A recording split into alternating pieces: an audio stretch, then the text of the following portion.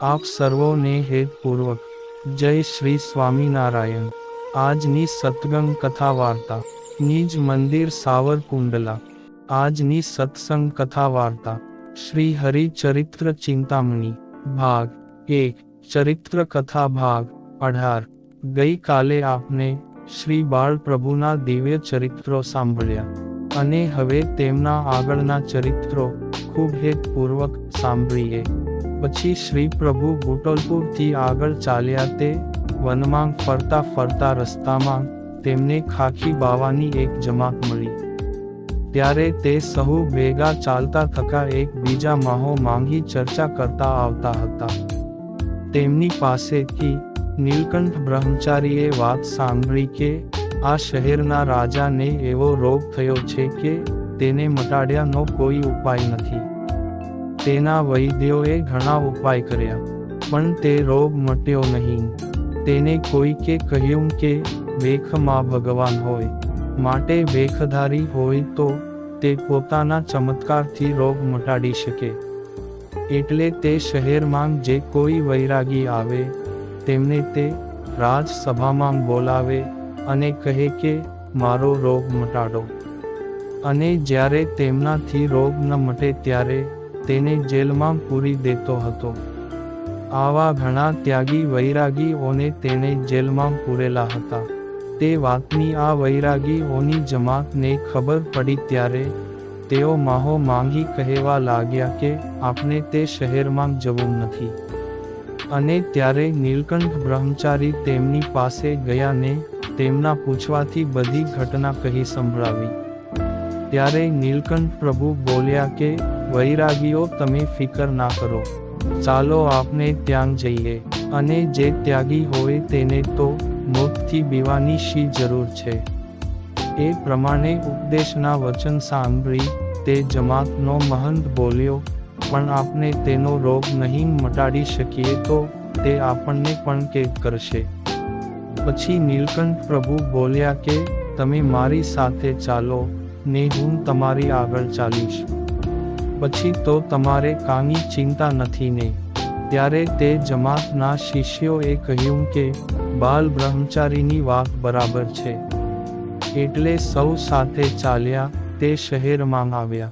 ત્યારે રાજાને તેના માણસો દ્વારા સમાચાર મળતા તેણે પોતાના છડીદારને તે વૈરાગીઓને તેડવા મોકલ્યો। ત્યારે છડીદારે આવીને કહ્યું કે ચાલો તમને રાજા બોલાવે છે। ત્યારે મહંતે વરની પ્રભુ સામું જોયું ત્યારે બાલા જોગી બોલ્યા કે ચાલો અમે બંને આવીએ છીએ। એમ કહી છડીદારની સાથે રાજા પાસે ગયા। ત્યારે રાજાએ ખૂબ જ નમ્રતાથી તેઓને પ્રણામ કર્યા અને પોતાના જીવલેણ રોગની વાત કરી અને વિનંતી કરી કે તમે તો બહુ મોટા છો, તો મને આ રોગમાંથી મુક્ત કરો, અને જો તમે રોગ નહીં મટાડી શકો તો પ્રથમના વૈરાગીઓની જેમ તમને પણ કેદ કરી દઈશ। આવું વચન સાંભળી નીલકંઠ પ્રભુએ તેને કહ્યું કે રાજા આ માનવ શરીરમાં રોગ આવવો કે કાંઈ પણ પીડા થવી તે તો પ્રારબ્ધની વાત છે, અને ઈશ્વર દરેક મનુષ્યને તેના પ્રારબ્ધ અનુસાર સુખ કે દુઃખ ભોગવવા માટે આ મૃત્યુલોકમાં મોકલે છે, અને મનુષ્ય માત્રને તે ભોગવવું જ પડે છે ને તેને બીજો કોઈ મટાડી શકતો નથી કે તેના બદલે ભોગવી શકતો નથી। આ વાત સનાતન સત્ય છે। તે તમને આવેલું આ રોગનું દુઃખ પ્રારબ્ધ સમજીને ભોગવી લ્યો, અને તમારી કેદમાં રહેલા વૈરાગ્યોને મુક્ત કરો। આ પ્રમાણે દ્રષ્ટાંત આપી બાલા જોગીએ રાજાને ખૂબ જ ઉપદેશના વચનો કહ્યા। પછી કેદખાનામાં રહેલા વૈરાગી સાધુઓ ઉપર દયા લાવતા તેમણે રાજાનું દર્દ મટાડવાનું નક્કી કર્યું। પછી શુદ્ધ જળ મંગાવી તેમાં પોતાની આંગળી બોળીને શ્રીકૃષ્ણ ભગવાનના અષ્ટાક્ષર મંત્રનો જપ કર્યો। પછી તે જળ રાજાને પીવડાવ્યું। તે પ્રસાદીનું જળ પીતાની સાથે જ રાજાને રોગના દર્દમાંથી ઘણી રાહત થઈ। ત્યારે તે રાજા નીલકંઠ પ્રભુના ચરણે પગે લાગ્યા અને બોલ્યો કે હે મહારાજ, આપ તો સાક્ષાત ઈશ્વર હોય તેવું લાગે છે, કારણ કે અત્યાર સુધી જેટલા વૈરાગીઓ આવ્યા તેમાંથી કોઈએ મારું દર્દ ન મટાડ્યું, પરંતુ આપના દ્વારા મારું દર્દ મટ્યું છે, તો મને તમારો શિષ્ય બનાવો. પછી બાલ પ્રભુએ રાજાને વર્તમાન ધરાવી શિષ્ય બનાવ્યો. ત્યારે રાજા કહે, હવે તમે દક્ષિણા માંગ જે માગો તે હું રાજી થઈને આપીશ. ત્યારે નીલકંઠ પ્રભુ કહે, મારે બીજું તો કાંઈ નથી જોઈતું, પરંતુ તે જેટલા વૈરાગીઓને કેદખાના માંગ કેદ કર્યા છે તેઓને સહર્ષ છોડી દે. ત્યારે તે રાજાએ હુકમ કર્યો કે આપના કેદખાના માંગ રહેલા તમામ વૈરાગીઓને દાન, દક્ષિણા અને વસ્ત્રો આપી છોડી દેવામાં આવે. તેવો હુકમ થતા તેમના માણસોએ કેદખાના માંગથી વૈરાગીઓને છોડી મૂક્યા. ત્યારે વૈરાગીઓએ બહાર આવી સર્વે વૃત્તાંત જાણીને નીલકંઠ પ્રભુના પગે પડ્યા અને બોલ્યા કે આપ તો સાક્ષાત ભગવાન જણાવ છો, તે અમને સાધુ જાણી આ રાજાની કેદમાંથી છોડાવ્યા. ત્યાર પછી તેઓ સૌ પોતપોતાના માર્ગે ચાલ્યા ગયા અને મહંત અને વર્ણી પ્રભુ પોતાના ઉતારે પાછા આવ્યા. પછી ત્યાંથી ચાલ્યા તે નીલકંઠ બ્રહ્મચારી ફરતા ફરતા શિરપુર શહેરમાં પધાર્યા.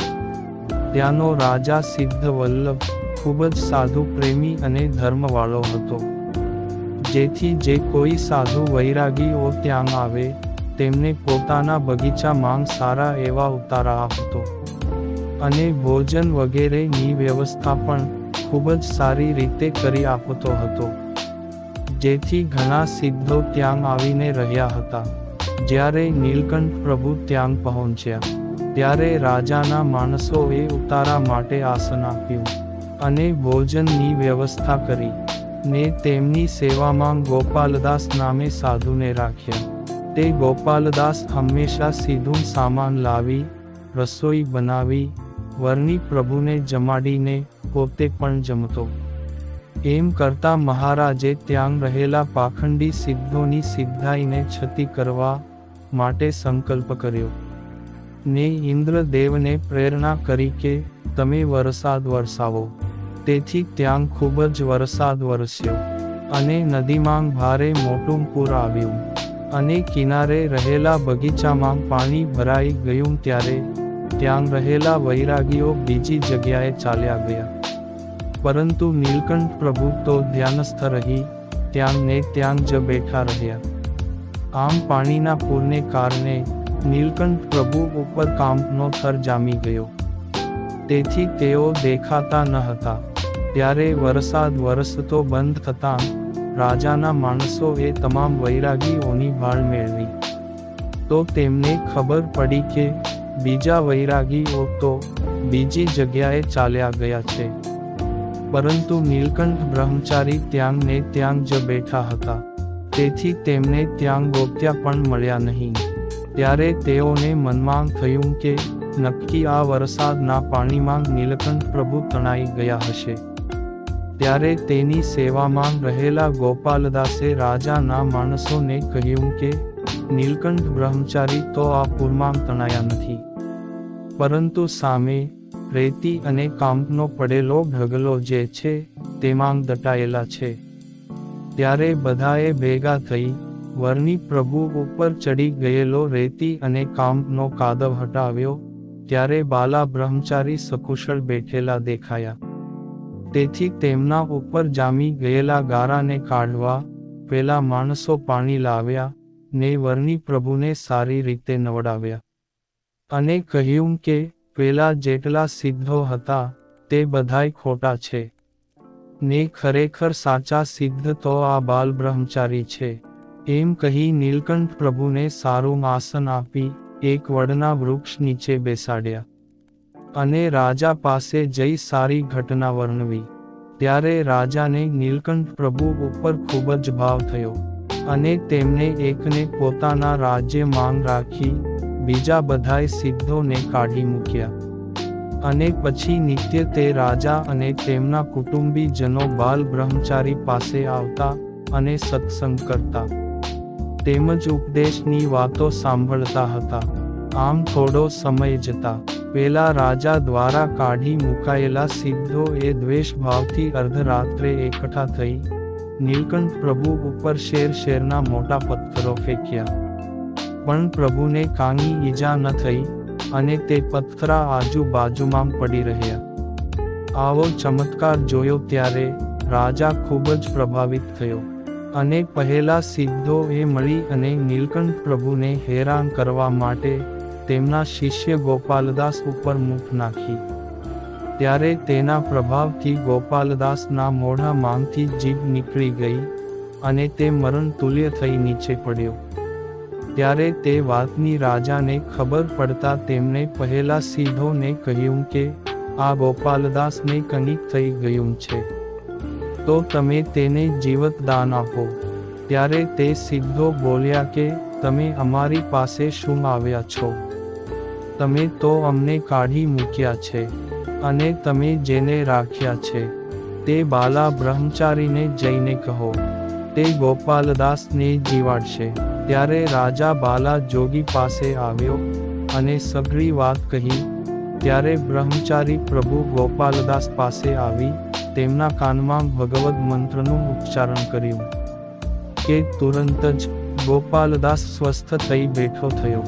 ત્યારે પેલા વૈરાગી ઓમાંગ જે મુમુક્ષુ હતા તેઓ પોતાનું માન મૂકીને શ્રી નીલકંઠ પ્રભુ પાસે આવ્યા ને પ્રણામ કરીને તેમના આશ્રયે રહ્યા. ત્યારબાદ 2-4 દિવસે ત્યાં એક તૈલંગ દેશનો બ્રાહ્મણ આવ્યો ને તેણે રાજા પાસેથી હાથીનું દાન લીધું. તેથી તે જ વખતે તે કાળો મશ થઈ ગયો. તેથી તે મૂંઝાઈને મરવાનો ઉપાય કરવા લાગ્યો. ત્યારે તેને ત્યાં રહેલા માણસોએ કહ્યું કે અહીં એક બાલ બ્રહ્મચારી રહે છે અને તે મોટા સિદ્ધ છે, ત્યાં તમે જાઓ. ત્યારે તે વિપ્ર નીલકંઠ પ્રભુ પાસે આવ્યો અને બનેલી ઘટનાની વાત કરી અને પ્રાર્થનાપૂર્વક તેમાંથી છૂટવાનો ઉપાય પૂછ્યો. ત્યારે શ્રી બાલ પ્રભુએ તેમને એક મંત્ર આપ્યો અને જાપ કરવા કહ્યું. ત્યારે તેણે તે મંત્રનો શ્રદ્ધાપૂર્વક જાપ કર્યો. તે કાળો મટીને ફરી પાછો ગૌરવર્ણ થઈ ગયો. તેથી તેને નીલકંઠ બ્રહ્મચારીનો ખૂબ જ ગુણ આવ્યો ને પછી રાજી થઈ પોતાને ઘેર પાછો ગયો. ત્યાર પછી બાલ બ્રહ્મચારી નીલકંઠ પ્રભુએ ત્યાંથી ચાલવાનો સંકલ્પ કર્યો.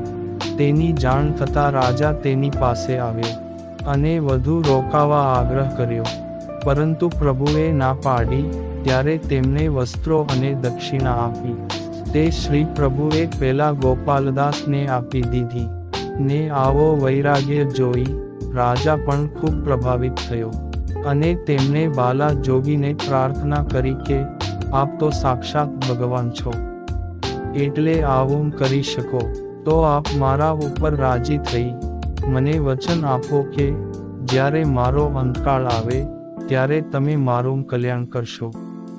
રાજાની વાત માન્ય રાખી તેમને આશીર્વાદ આપ્યા ને બાલ પ્રભુએ ત્યાંથી ચાલવાની રાજા પાસે રજા માગી. ત્યારે રાજાએ ભારે હૈયે તેમને જવાની રજા આપી અને તે સિદ્ધ વલ્લભ રાજાનો દેહ પડ્યો ને બીજા જન્મે તેણે સત્સંગમાં બોટાદ ગામના નગર શેઠ ભગા દોશીને ત્યાં શિવલાલ નામે જન્મ લીધો અને શ્રી હરિની અવિરત ભક્તિ કરી મોક્ષ પ્રાપ્ત કર્યો હતો. પછી મહારાજ શિરપુરથી ચાલ્યા તે કેટલાંક સિદ્ધો પણ તેમની સાથે ચાલ્યા. તે આગળ ભયંકર વન આવ્યું. તેમાં કોઈ મનુષ્યથી તો જવાય નહીં, કારણ કે તેમાં અઘોરી બાવાઓ રહેતા હતા ને તે પોતાને મળતા માણસ કે પશુને કાચા ખાઈ જતા હતા. આવા વિકટ વનમાં બાલ જોગીએ પ્રવેશ કરવાનો નિર્ધાર કર્યો. ત્યારે તેમની સાથે આવેલા સિદ્ધોએ પણ હિંમત કરી તેમની સાથે ચાલ્યા અને તે ભયંકર વનને પાર કરી જ્યાં કામાક્ષી દેવીનું મંદિર હતું તે ગામમાં આવીને ગામ બહાર બગીચામાં ઉતારો કરીને રહ્યા.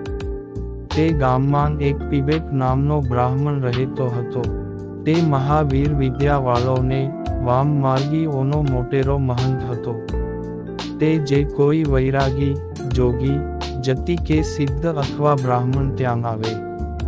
તેની ઉપર વીર વિદ્યાનો પ્રયોગ કરીને ડરાવતો અને પોતાના શિષ્ય બનાવતો ને પોતે ખૂબ જ અભિમાની હતો. તેને વરની પ્રભુ સિદ્ધો સાથે ત્યાં આવ્યાની ખબર મળી, એટલે તેઓને જીતી પોતાના શિષ્ય બનાવવા માટે ત્યાં આવ્યો અને પૂછ્યું કે આમાંથી તમારો મહંત કોણ છે? ત્યારે વૈરાગી સિદ્ધો એ નીલકંઠ પ્રભુ સામે ઈશારો કરીને કહ્યું કે આ અમારા મહંત છે. ત્યારે તે તેની પાસે આવી અને કહ્યું કે તમે મારા શિષ્ય બનો. ત્યારે વાલા પ્રભુ કહે અમે તો બધાને શિષ્ય બનાવીએ છીએ, પણ કોઈના શિષ્ય બનતા નથી. એ સાંભળી પીબેક ક્રોધે ભરાયો અને બાલા જોગી ઉપર મંત્ર ભણી તેમને મારવા માટે પોતે સિદ્ધ કરેલા વીરોને મોકલ્યા. ત્યારે તે વીરોએ વરની પાસે આવી પોતાની શક્તિનો પ્રયોગ કર્યો, પણ કાંઈ ચાલ્યું નહીં. ત્યારે તેઓ પાછા પીબેક પાસે આવ્યા અને કહ્યું કે તે બાલા જોગી ઉપર અમારી શક્તિની કાંઈ અસર થતી નથી. તેથી તેણે હનુમાનજીના વીરોને મોકલ્યા, પરંતુ તેઓ પણ નીલકંઠ બ્રહ્મચારીને કાંઈ પણ નુકસાન કરી શક્યા નહીં અને પાછા આવી તે પીબેકને ખૂબ જ માર્યો. તે તેના મોઢા માંગથી અને નાકમાંગથી લોહી નીકળી ગયું અને બેભાન થઈને પૃથ્વી પર પડી ગયો. પછી જાગ્રત થતા તેણે રાત્રે કામાક્ષી દેવીની પૂજા કરી તેમને પ્રસન્ન કર્યા ને બાલ પ્રભુને મારવાનો ઉપાય પૂછ્યો. ત્યારે દેવી માતાએ કહ્યું કે તે બાલ બ્રહ્મચારી કોઈ સામાન્ય મનુષ્ય નથી. તે તું તેને જીતી લઈશ, પરંતુ એ તો સાક્ષાત પરબ્રહ્મ પુરુષોત્તમ નારાયણ છે. માટે તું જો તારા જીવનું શ્રેય ઈચ્છતો હો તો અભિમાન મૂકી તેમના શરણે થઈ માફી માંગી લે, તો તારું કલ્યાણ થશે. આટલું કહી દેવી માતા અદૃશ્ય થઈ ગયા. પછી પીબેકે વળતો વિચાર કર્યો કે મારી પાસે આટલી શક્તિઓ હોવા છતાં પણ બ્રહ્મચારી ઉપર મારી કાંઈ કારી ન ફાવી, અને માતાએ પણ તેમને મારવાની ના પાડી દીધી, માટે તે અવશ્ય ઈશ્વર હોવા જોઈએ.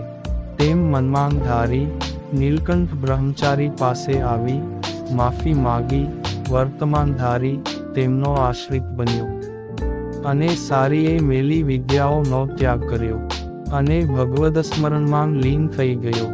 પછી નીલકંઠ પ્રભુએ ત્યાંથી આગળ જવાનો નિર્ધાર કરી ચાલ્યા અને ક્યાં પહોંચ્યા તે ચરિત્રો આપણે હવે પછીના ભાગમાં સાંભળશું. અત્યારે તો આપ સર્વોને હેતપૂર્વક જય શ્રી સ્વામિનારાયણ.